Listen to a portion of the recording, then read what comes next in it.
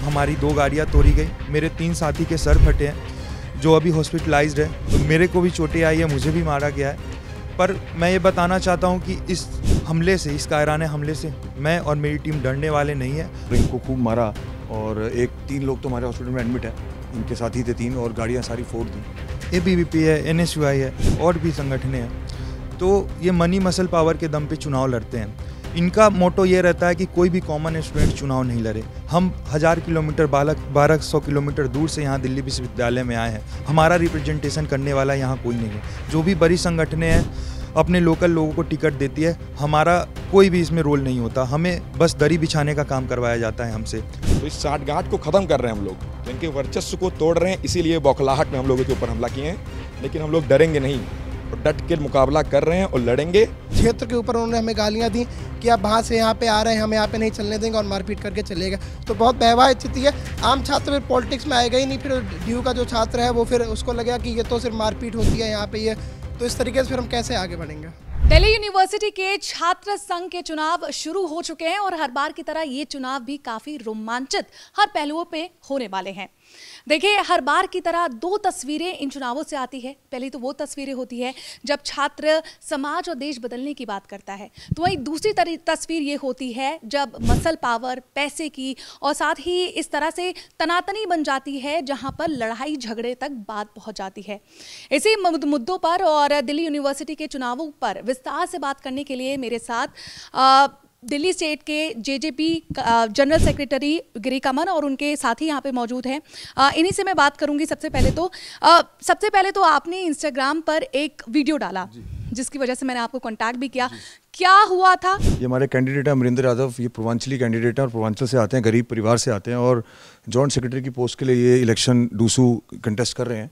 आज ये SBM college Shivaji वहाँ पे ये अपना कंटेस्ट करने गए थे कॉलेज के अंदर, जो कि गर्ल्स कॉलेज है। तो वहाँ पे कुछ लोग ये बाहर खड़े हुए थे अपनी गाड़ी के साथ। सो दे वर डिस्कसिंग कि भाई किस तरह से हमें आगे की रणनीति करनी है, क्या करनी है। पता नहीं कुछ 10-15 लोग आए और फेस पे बांध के आए और इनको खूब मारा और 3 लोग तो हमारे हॉस्पिटल में एडमिट है, इनके साथी थे 3 और गाड़ियाँ सारी फोड़ दी। तो ये इंसिडेंट हुआ हमारे साथ आज और बहुत शर्मनाक इंसिडेंट है ये। आपसे बात करूंगी कि पहले तो आप अपना छोटा सा इंट्रोडक्शन दे दीजिए। जी, मेरा नाम अमरेंद्र कुमार यादव है। मैं पूर्वांचल एरिया से, बिहार से, वैशाली डिस्ट्रिक्ट से बिलोंग करता हूँ। मैं बिल्कुल एक मिडिल क्लास फैमिली से बिलोंग करता हूँ और जब दिल्ली यूनिवर्सिटी में मैं यहाँ आया तो काफ़ी मेरे भी सपने थे कि मैं पढ़ूँगा, पर कुछ माहौल ऐसा बना कि मुझे स्टूडेंट्स की प्रॉब्लम्स देख के मुझे स्टूडेंट एक्टिविज़म में इंटरेस्ट आया और मैंने छात्रों के लिए पिछले 3 साल से दिल्ली यूनिवर्सिटी में एक्टिव रहा। अभी जब मैं डूसू कॉन्टेस्ट कर रहा हूँ जॉइंट सेक्रेटरी की पोस्ट पे, मेरा बैलेट नंबर 1 है। तो जो मुख्य विपक्षी पार्टियाँ हैं जो मनी और मसल पावर की वजह से कौन आप मुख्य विपक्षी पार्टियों में किस का नाम लेंगे? ABVP है, NSUI है और भी संगठनें हैं। तो ये मनी मसल पावर के दम पे चुनाव लड़ते हैं।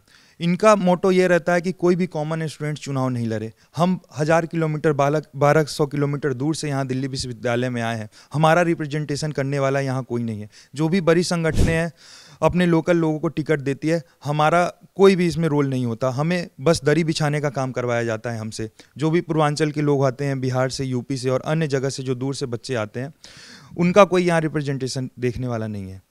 मेरा पहला मुद्दा यही था कि हमें रिप्रेजेंटेशन मिले, सिर्फ पूर्वांचल के लोगों को ही नहीं, पूरे देश से जो अलग अलग जगह से लोग आ रहे हैं, साउथ से, ईस्ट से, नॉर्थ से, हर जगह के लोगों को रिप्रेजेंटेशन मिले। बस इसी के लिए मैं कॉमन स्टूडेंट्स के लिए मैं चुनाव में उतरा। इंसो ने काफ़ी सपोर्ट किया मुझे, इसके लिए मैं इंसो का भी थैंक यू कर रहा हूँ। मगर अब जो माहौल बन रहा है, जो पार्टियाँ हैं कहीं ना कहीं बौखलाहट से कायराना हमला करवा रही है मुझ पर। हमारी 2 गाड़ियाँ तोड़ी गई, मेरे 3 साथी के सर फटे हैं जो अभी हॉस्पिटलाइज्ड है। मेरे को भी चोटें आई है, मुझे भी मारा गया है।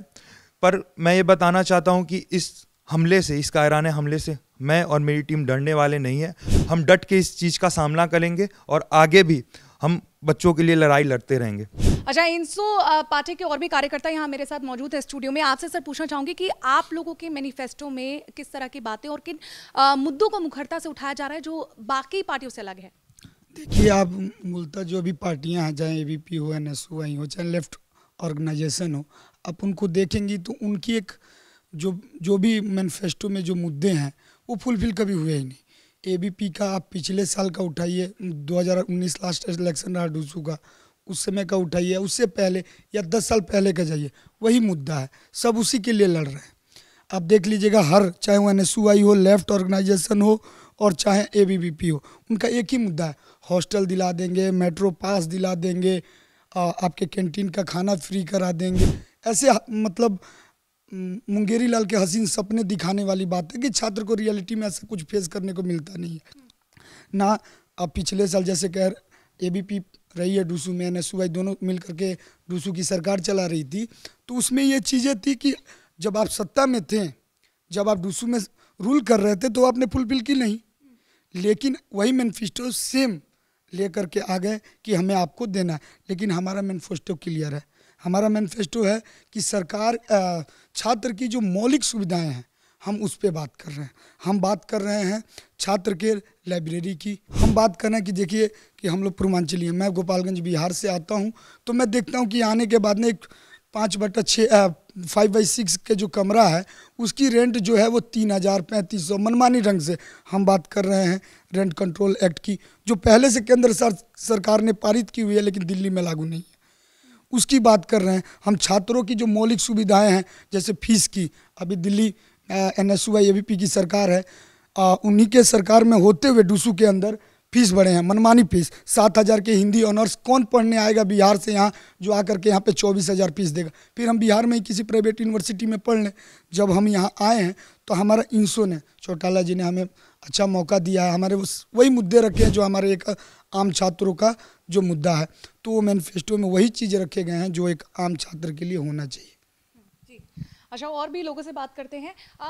देखा गया है जब भी दिल्ली यूनिवर्सिटी के चुनाव होते हैं, छात्र संघ के चुनाव होते हैं, तो कई ऐसे मुद्दे होते हैं जिसमें माहौल गर्मा जाता है, आपस में भिड़ जाते हैं साथिया। जैसे आपके एक साथी यहाँ पर आए हैं स्टूडियो में, वो इंजर्ड हो रखे हैं, कैसा महसूस करते हो? महसूस तो हम ऐसा कर रहे हैं कि ये जो पूरी बात है ये रिप्रेजेंटेशन की बात है। जो आपने ABVP का नाम लिया, NSUI का नाम लिया, ये लोग मनी पावर, मसल पावर, और ये जो क्षेत्र के लोग हैं उन्हीं को प्रमोट करते हैं, एक लॉन्चिंग पैड की तरह इस्तेमाल करते हैं कि डूसू है, हम कंटेस्ट करेंगे और डायरेक्ट जाके आगे की राजनीति करेंगे। ना इनको स्टूडेंट से कोई मतलब है, ना ये स्टूडेंट होते हैं। आप यकीन नहीं करोगी कि इस बार 25 साल की लिमिट होती है लिंगदो कमेटी के द्वारा, लेकिन उसको बढ़ा के 28 साल कर दिया यूनिवर्सिटी ने। क्यों? क्योंकि सबकी साठगांठ है। अब बताइए 28 साल का लड़का अगर चुनाव लड़ रहा है तो किस हिसाब से छात्र है? मेरी उम्र 22 साल है, यहाँ कोई भी इंसान ऐसा नहीं है जिसकी उम्र 23 साल से ऊपर हो। ग्रेजुएशन एक इंसान की 22 साल में कंप्लीट हो जाती है, 25 साल में उसकी मास्टर्स हो जाती है। 28 साल का बच्चा चुनाव लड़ रहा है तो किस लिए चुनाव लड़ रहा है? अच्छा, इस बार तो कोविड की वजह से भी मुझे लगता है कि एज ग्रुप में 3 साल का जो एक्सटेंशन दिया गया है, ये सिर्फ लॉन्चिंग पैड की तरह इस्तेमाल कर रहे हैं। अच्छा। हमारा जो मुद्दा है, जो हुआ है, गरमाया है मुद्दा, क्योंकि अमरेंद्र यादव जो है ये चुनाव लड़ रहे हैं जॉइंट सेक्रेटरी का, इनका सबका कहना है कि हम डिजिटलाइज करेंगे पूरा कैंपस। आज के ज़माने में आपको विश्वास नहीं होगा, 52 कॉलेज हैं DU के, डूसू में आते हैं, टोटल 84 कॉलेज हैं। एक एक स्टूडेंट को लाइन में लगना पड़ता है, क्लास छोड़ के ID कार्ड बनवाने के लिए लाइन में लगना पड़ता है। उसका फॉर्म फंस गया तो उसको लाइन में लगना पड़ता है, एप्लीकेशन भरना पड़ता है। हमारा कहने का मतलब है 100% डिजिटलाइज करिए, पेपरलेस बनाइए इसको, यूनिवर्सिटी को पेपरलेस बनाइए, ऑफिशियल रखो। पहला मुद्दा ये है। दूसरा, लेकिन इस बार तो इलेक्शंस भी पेपरलेस होने थे, वो भी नहीं हुआ। कुछ भी नहीं हो रहा है, कुछ भी, क्योंकि ये 60 गांठ है इन लोगों की, तो इस 60 गांठ को खत्म कर रहे हैं हम लोग, तो इनके वर्चस्व को तोड़ रहे हैं, इसीलिए बौखलाहट में हम लोगों के ऊपर हमला किए हैं।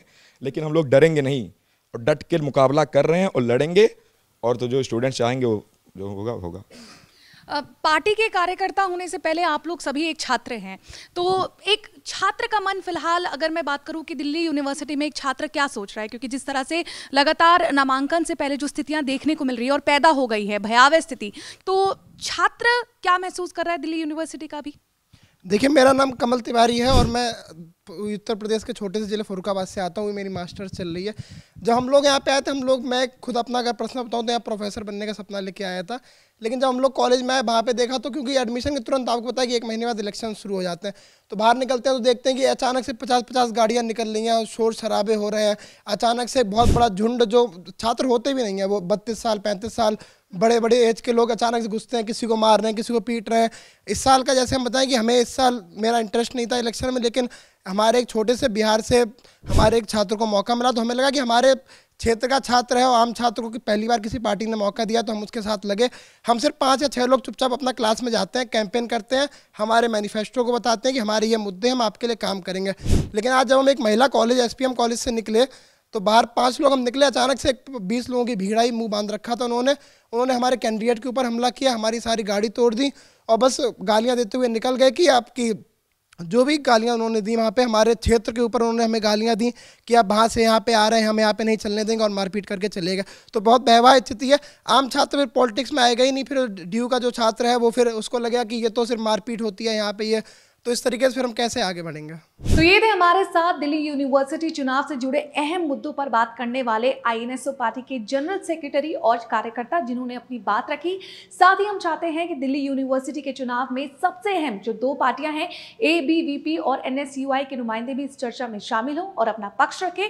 उनका पक्ष भी हम पूरी जिम्मेदारी से ABP के दर्शकों के सामने जरूर रखेंगे।